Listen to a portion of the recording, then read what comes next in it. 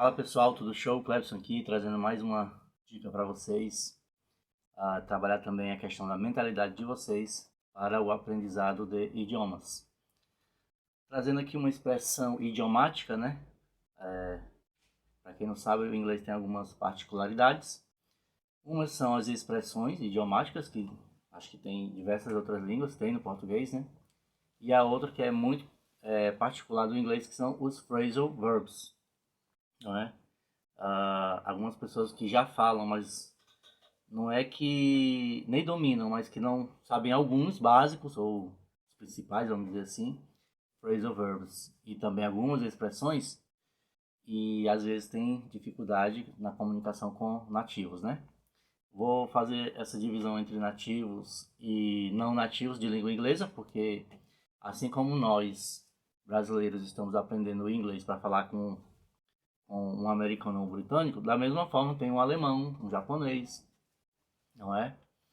Um esloveno aprendendo inglês, não é? Um argentino, enfim, para falar com a gente. Então esse não nativo, ele tem o inglês também como uma segunda língua, assim como a gente, tá?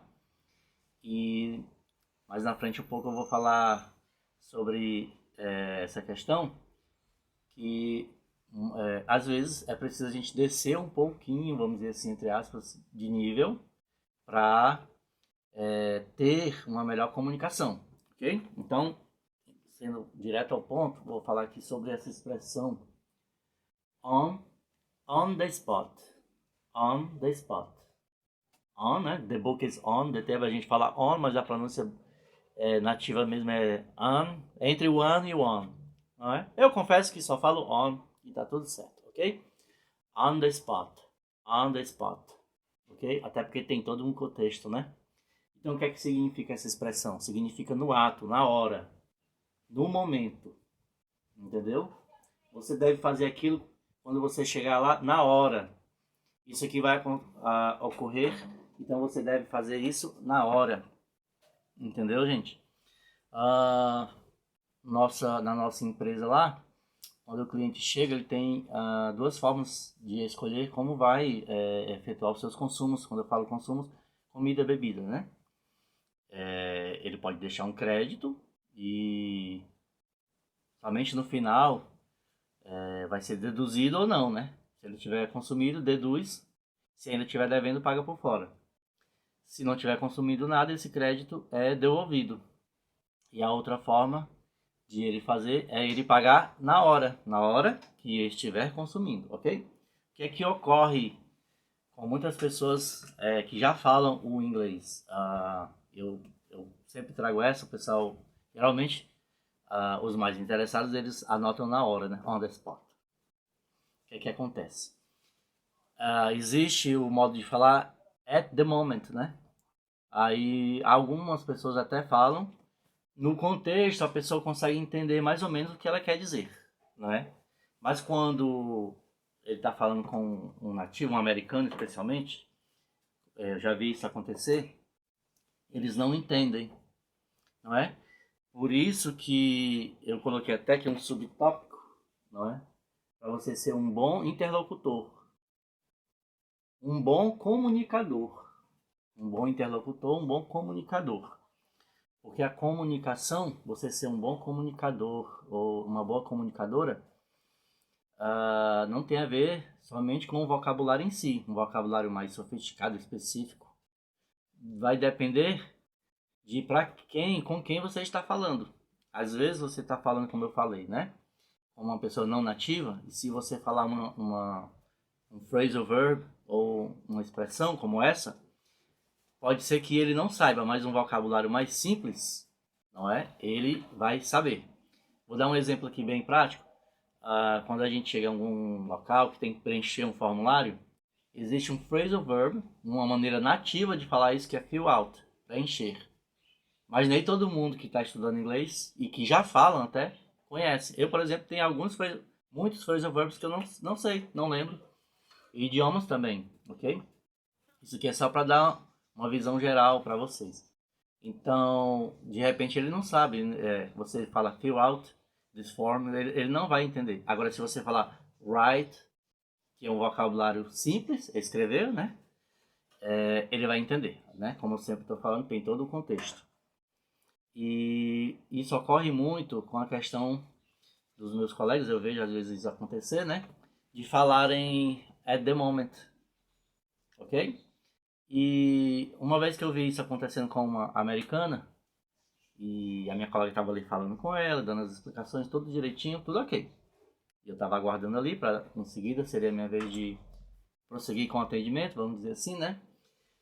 E eu percebi que as últimas partes, né, ela ficou meio confusa, que se referia a essa questão dos consumos, né? De deixar um crédito ou pagar na hora. Só que, como eu falei, ela estava usando a questão do at the moment. Só que at the moment é esse momento agora. Por exemplo, at this moment, I am talking to you. Nesse momento, eu estou falando com você. É diferente de on the spot, que é no momento em que você estiver fazendo aquilo que a gente está se referindo aqui. Entendeu? Se você me chama para conversar sobre o curso aí na sua casa, eu vou na sua casa.